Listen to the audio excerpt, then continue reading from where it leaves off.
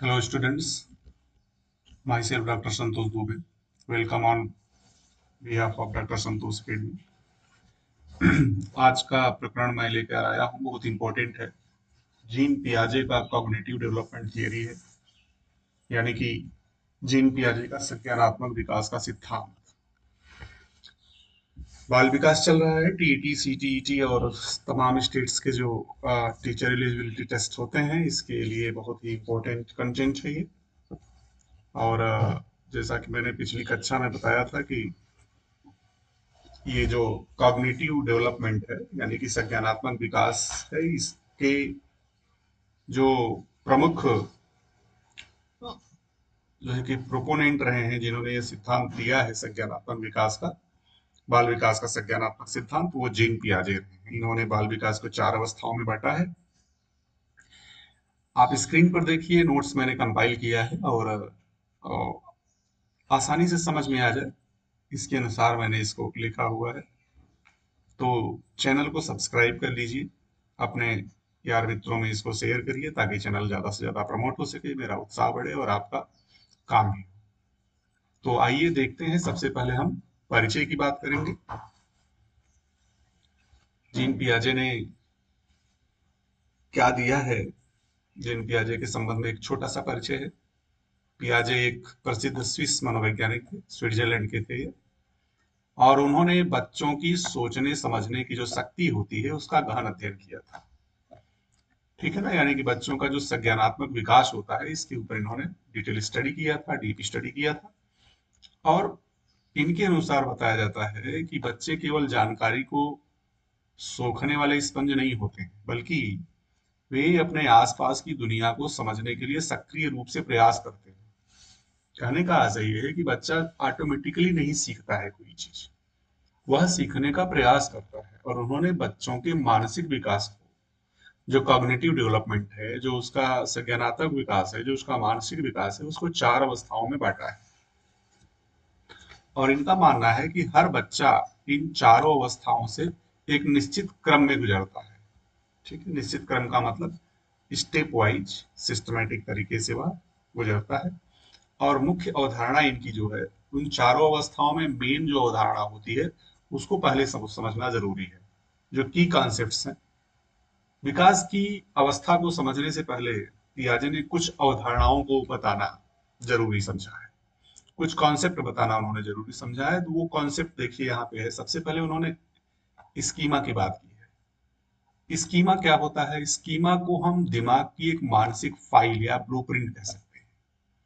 Schema मतलब बालक का एक ऐसा मनोवैज्ञानिक तत्व होता है जो उसके सोचने, समझने और व्यवहार करने की स्थिति को जो है कि सुनिश्चित करता है। जैसा कि देखिए इसमें लिखा है कि यह किसी चीज, क्रिया या स्थिति के बारे में हमारे ज्ञान और अनुभव का एक संगठित ढांचा होता है। ओवरऑल स्कीमा एक ऑर्गेनाइज्ड ढांचा है, मानसिक संरचना है, जो व्यक्ति के या बालक के सोचने, समझने, व्यवहार करने की स्थिति को सुनिश्चित करता है। उदाहरण के रूप में देखिए यहाँ पे दिया गया है, एक छोटा बच्चा है, उसके लिए पक्षी का स्कीमा सिर्फ उड़ने वाला जीव हो सकता है। ठीक है, छोटा बच्चा पक्षी को क्या समझेगा कि ये उड़ता है, उड़ने वाला जीव होता है। अब स्कूल की का स्कीमा, शिक्षक, बच्चे, किताबें और क्लासरूम। ठीक है, स्कीमा शिक्षक, बच्चे, किताबें और क्लासरूम। यानी कि अगर आपके दिमाग में स्कूल की बात आए, बच्चे के दिमाग में स्कूल की बात आ जाए, तो स्कूल के संदर्भ में वो क्या समझेगा कि स्कूल में टीचर होते हैं, बच्चे होते हैं, स्टूडेंट्स, बुक्स होती हैं एंड क्लासरूम होता है। उसी प्रकार से अगर कोई पक्षी दिखाया जाए तो बालक क्या सोचेगा कि ये उड़ता है। ये स्कीमा होता है, यानी कि सोचने समझने का जो दिशा होता है वो स्कीमा तय करता है। स्कीमा एक मानसिक संरचना है, ब्लू प्रिंट कर सकते हैं। जैसे कोई बिल्डिंग बननी है, बिल्डिंग का पहले ब्लूप्रिंट बनाया जाता है और उस ब्लूप्रिंट में पूरे बिल्डिंग की जो विस्तार है, जो बिल्डिंग का पूरा ढांचा है, वो उसी ब्लूप्रिंट में निहित होता है। ठीक है ना, तो ये एक मेंटल फाइल होती है, मानसिक फाइल होती है। ठीक है, स्कीमा एक मानसिक फाइल होती है जिसमें पूरी संरचना, पूरे विचार की, सोचने की, समझने की, व्यवहार की सारी संरचना इसमें निहित होती है। ठीक है। दूसरा जो इम्पोर्टेंट कॉन्सेप्ट है वो है अवशोषण, जिसको इंग्लिश में एजिमिलेशन कहते हैं। देखिए एजिमिलेशन क्या है? जब भी कोई बच्चा नई चीज या अनुभव को देखता है या सीखता है, ठीक है, जब वो नई चीज को देखता है, नई बात को अनुभव करता है, तो वह अपने पुराने और वर्तमान में जो उसका स्कीमा है, पुराने और वर्तमान चिंतन में नई चीज को फिट करने की कोशिश करता है। ये वैसे ही है जैसे किसी पुरानी फाइल में नया कागज डालना। दिमाग में तो एक आपका मानसिक फाइल है जो स्कीमा है, उसी, और अवशोषण क्या है, एजिमुलेशन क्या है, उसी स्कीमा में नया ज्ञान डाल देना। ठीक है, जैसे किसी पुरानी फाइल में नया कागज डाल देना, इसी को एजिमुलेशन कहते हैं, इसी को अवशोषण कहते हैं। उदाहरण के लिए बच्चा जो केवल कुत्ते को जानता है, ठीक है, कोई बच्चा है जिसने केवल कुत्ता देखा है, कुत्ते को वह जानता है, लेकिन वह पहली बार किसी बिल्ली को देखता है, तो उसे बिल्ली देखकर क्या होता है, कुत्ता कहकर बुला सकता है वो बिल्ली को, क्योंकि बिल्ली तो वो पहली बार देख रहा है। तो कुत्ता कहकर क्यों बुलाएगा? क्योंकि उसके स्कीमा में एक संरचना है, कुत्ते के संदर्भ में एक विचार है। ठीक है, तो उसने किया क्या कि बिल्ली को पुराने जो उसका स्कीमा था उसमें ढाल लिया, यानी कि कुत्ता के रूप में उसको स्वीकार कर लिया। तो स्कीमा और एजिमिलेशन का बहुत ही क्लोज रिलेशनशिप होता है। ठीक है, मुझे लग रहा है आपको ये बात समझ में आ गई है। तीसरा जो इम्पोर्टेंट कॉन्सेप्ट है जीन पियाजे का, वो है समायोजन, जिसको एकोमोडेशन कहते हैं। एकोमोडेशन क्या है कि जब नई जानकारी पुराने स्कीमा में फिट नहीं हो पाती, तो बच्चे को अपना पुराना स्कीमा बदलना पड़ता है या एक नया स्कीमा बनाना पड़ता है।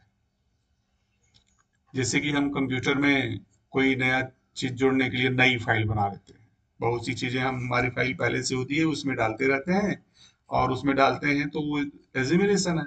लेकिन कुछ ऐसी जानकारियां होती है जो उस फाइल में सेट नहीं हो पाती, तो हम दूसरी फाइल बना लेते हैं। तो दूसरी फाइल जो होती है ना, उसी को एकोमोडेशन कहते हैं, यानी पुरानी फाइल को बदलना और नई फाइल बना लेना। जैसे कि उदाहरण के लिए बच्चे को समझ में आता है कि बिल्ली और कुत्ता अलग अलग है, इसलिए वह अपना कुत्ता वाला स्कीमा को बदलता है या बिल्ली के लिए एक अलग स्कीमा बना लेता है।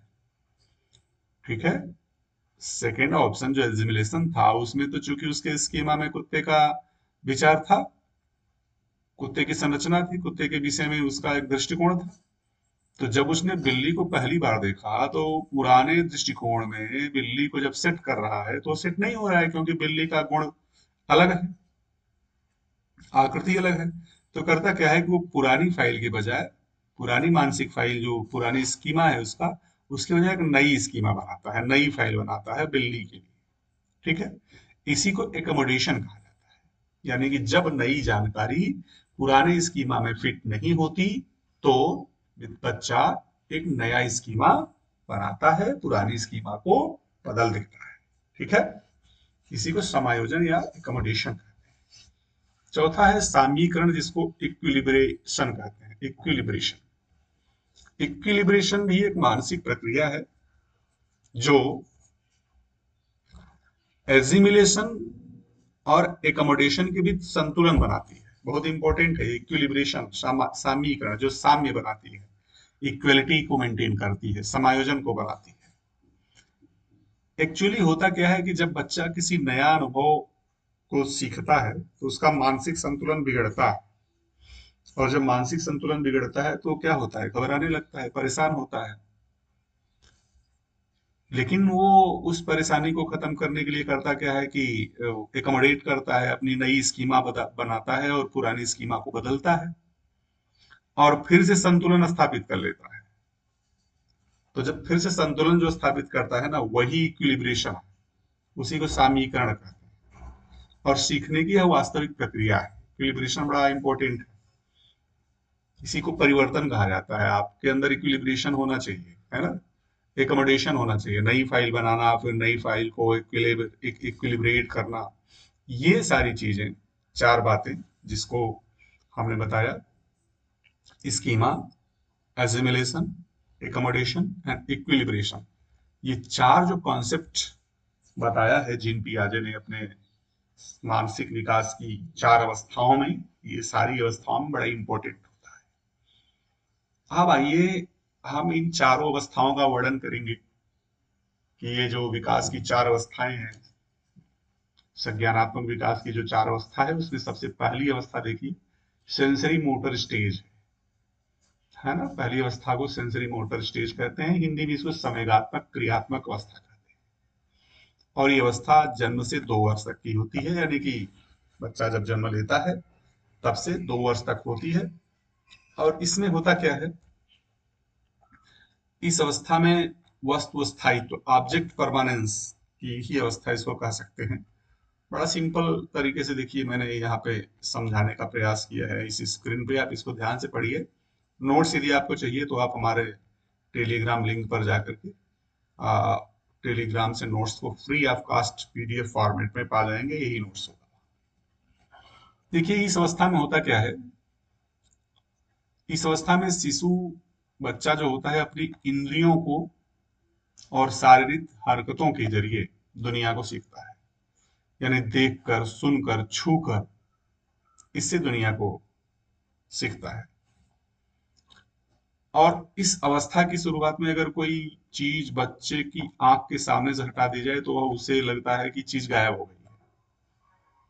इसी को वस्तु स्थायित्व की अवधारणा विकसित होने के बाद बच्चा यह समझने लगता है कि चीजें छिप जाने के बाद भी मौजूद रहती हैं। इसी अवस्था में जब वस्तु हटाई जाती है तो अभी तक तो सोचता है कि वस्तुएं छिप जाती हैं, गायब हो जाती हैं, लेकिन धीरे धीरे उसके अंदर वस्तु स्थायित्व की स्थापना विकसित हो जाती है, जिसमें बच्चा समझदार हो जाता है, समझने लगता है कि वस्तुएं छिपती नहीं हैं, बल्कि छिपने के बाद नष्ट नहीं होती, बल्कि वह रहती हैं, मौजूद होती हैं। उदाहरण के लिए देखिए यहाँ पे दिखाया गया है, आप बच्चे के सामने उसका पसंदीदा खिलौना एक कंबल के नीचे छुपा देते हैं, ठीक है। इस अवस्था के शुरुआत में बच्चा उसे ढूंढेगा नहीं, शुरुआत में नहीं ढूंढेगा वो, लेकिन 2 वर्ष का होते होते इस अवस्था के अंत तक वह कंबल हटाकर खिलौना ढूंढ लेगा, क्योंकि उसे पता है कि खिलौना वही है। ठीक है, तो जो ये अवस्था है, ये जो पहली अवस्था है, इसमें वस्तु स्थापना का जो वस्तु स्थायित्व की जो अवधारणा होती है वह विकसित होती है। लेकिन यह अवधारणा जो विकसित होती है वो तुरंत नहीं होती, धीरे धीरे होती है। और इस अवस्था के अंत तक यानी कि 2 साल तक बच्चा वस्तु स्थायित्व की अवधारणा से जो है कि मेच्योर हो जाता है। ठीक है, अगला अगला जो इनका स्टेज है वो है पूर्व संक्रियात्मक अवस्था, जिसको अंग्रेजी में प्री ऑपरेशनल स्टेज कहते हैं। यह 2 से 7 वर्ष तक की अवस्था है, प्री ऑपरेशनल स्टेज। इस अवस्था की कुछ विशेषताएं हैं, जैसे अहम केंद्रीयता होती है इसमें, संरक्षण का अभाव होता है। अहम केंद्रीयता क्या है, इसको समझना जरूरी है। बच्चा केवल अपना नजरिया समझता है, दूसरे का नहीं। 2 से 7 वर्ष तक का जो बच्चा होता है ईगोसेंट्रिक होता है। ईगोसेंट्रिक का मतलब है कि वो केवल अपने विचार को समझता है, अपनी ही बात को सही मानता है, दूसरे की बात को सही नहीं मानता। उसे लगता है कि जो वह देख रहा है या सोच रहा है वही बाकी सब भी देख रहे हैं या सोच रहे हैं। ठीक है, यदि आप बच्चे से पूछेंगे कि तुम्हारी बहन क्या ड्राइंग बना रही है, तो वह बिना पीछे मुड़े जवाब दे सकता है, यही तो। क्योंकि उसे लगता है कि आप भी वही देख रहे हैं जो वह देख रहा है। ठीक है, तो इस अवस्था में अहम केंद्रीयता होती है, गुण होता है बच्चे का। और दूसरा, बच्चे में लैक ऑफ कंजर्वेशन होता है, संरक्षण का अभाव। बच्चा यह नहीं समझ पाता कि किसी वस्तु का आकार या रूप बदलने से उसकी मात्रा नहीं बदलती, क्योंकि ये पूर्व संक्रियात्मक अवस्था है। प्री ऑपरेशनल स्टेज में यही होता है, उसको ज्ञान नहीं होता। तो वस्तुओं को जैसा देखता है वैसा ही समझता है, ठीक है ना, और सोचता है कि लोग भी ऐसा ही समझ रहे हैं। बच्चा यह नहीं समझ पाता है कि किसी वस्तु का आकार या रूप बदलने पे उसकी मात्रा नहीं बदलती है। वो सोचता है कि मात्रा भी बदलेगी। उदाहरण देखिए, बहुत अच्छा सा उदाहरण यहाँ पे मैंने दिया है। जैसे कि दो एक जैसा गिलास में पानी बराबर बराबर भर करके एक गिलास का पानी एक पतले और लंबे गिलास में डाल दीजिए। इस अवस्था में बच्चा कहेगा कि लंबे गिलास में ज्यादा पानी है। वह लंबाई और मात्रा को एक साथ नहीं समझ पाता। जैसे एग्जाम्पल को एक बार और देखिए, दो एक जैसा गिलास में पानी बराबर बराबर भर दीजिए। एक जैसा गिलास है, सेम गिलास में पानी बराबर बराबर है। अब उन दो गिलास में से एक गिलास का पानी एक पतला और लंबा गिलास में डाल दीजिए। एक ऐसे गिलास में डालिए जो पतला हो और लंबी हो, ठीक है। ऐसी अवस्था में बच्चा कहेगा कि लंबे गिलास में ज्यादा पानी है। क्यों कहेगा? क्योंकि उसको लंबाई और मात्रा को एक साथ नहीं समझने का बोध है। लंबाई बढ़ गई तो कह दिया पानी ज्यादा है।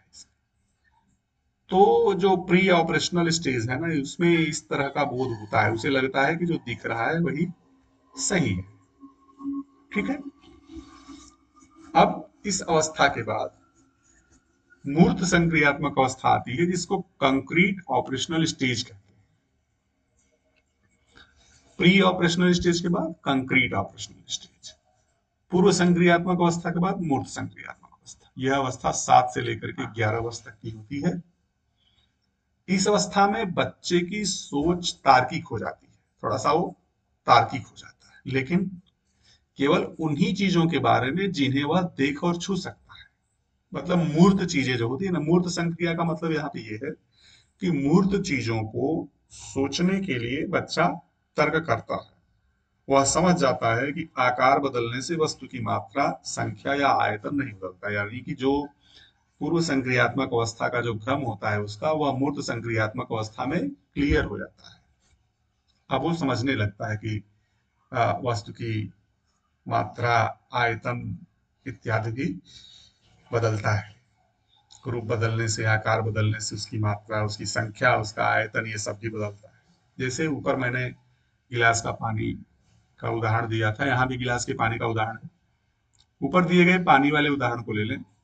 अब बच्चा कहेगा कि दोनों गिलास में पानी बराबर है, बस एक गिलास पतला है, क्योंकि अब उसकी सोच तार्किक हो गई है, अब तर्क करने लगा है। तो मूर्त संक्रियात्मक अवस्था जो होती है वह तर्क विकसित हो जाने की अवस्था होती है। मुझे लग रहा है कि अब ये दोनों आप बात समझ गए होंगे। तीसरी बात जो आती है वो उसको कहते हैं औपचारिक संक्रियात्मक अवस्था, जिसको फॉर्मल ऑपरेशनल स्टेज कहते हैं, चौथी बात है। और ये अंतिम अवस्था है, जीन पियाजे ने इसको अंतिम अवस्था माना है बाल विकास का। और ये अवस्था 11 वर्ष से उसके बाद तक चलती है। मुख्य विशेषता इसकी ये है कि इसमें अमूर्त चिंतन की क्षमता विकसित हो जाती है। इस अवस्था में किशोर ऐसी चीजों के बारे में सोचते हैं जो उन्होंने कभी देखी नहीं है। वे काल्पनिक और दार्शनिक विषयों को समझ सकते हैं। उनमें वैज्ञानिक ढंग से समस्या समाधान करने की क्षमता आ जाती है। जैसे अगर इंसानों को पैर, पंख लग जाए तो क्या होगा, इस तरह का सवाल पूछने लगता है। विज्ञान के प्रयोग में अलग अलग चरों को टेस्ट करना, जैसे पौधे की वृद्धि पर पानी और धूप का क्या प्रभाव पड़ता है, इस तरह की बातों को वह समझने लगता है। न्याय, अन्याय, सच्चाई, झूठ जैसे विषयों पर तर्क करने लगता है। तो परिपक्व हो जाता है, उसका जो संज्ञानात्मक लक्षण होता है वह परिपक्व हो जाता है इस अवस्था में। तो छात्रों, जीन पियाजे बहुत इंपॉर्टेंट है। टीईटी, सीटीईटी अथवा जितनी भी टीचर एलिजिबिलिटी टेस्ट होते हैं उसमें बहुत इंपॉर्टेंट महत्व रखते हैं, ये बहुत इंपॉर्टेंट स्थान रखते हैं। और मैंने इसको संक्षिप्त में और मुझे लग रहा है कि काफी सरल तरीके से बताने का प्रयास किया है। आपको बातें समझ में भी आई होंगी। इसके संदर्भ में जो भी आपको कमेंट्स देना है आप जरूर लिखिए, ताकि उसके अनुसार इसमें सुधार किया जाए। चैनल को सब्सक्राइब अवश्य करिए। तो चलते हैं, आज के लिए बस इतना ही, फिर हम पुनः मिलेंगे। तब तक के लिए आपको नमस्कार, धन्यवाद, आदाब, thank you, see you the day after now, have a nice day.